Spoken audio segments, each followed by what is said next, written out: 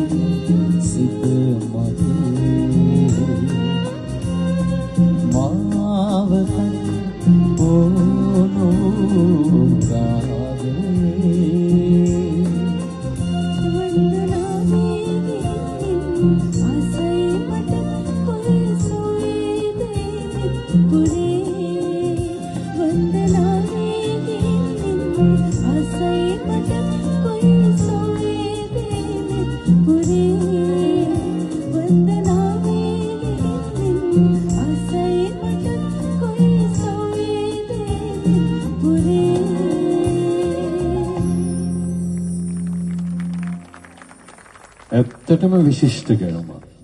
සුපිරි. ඒ දෙන්න කැමති නම් ඉතින් අපිට මොකෝ. අපිට තියෙන්නේ දෙන්න පුළුවන් සහයෝගයක් දෙන්න නේද? කොවලන් ඒක එහෙම වුණාට කමක් නැහැ කියන අපුඩියක් ගහන්න බලන්න. මොකද්ද අපේත් පුඩිය.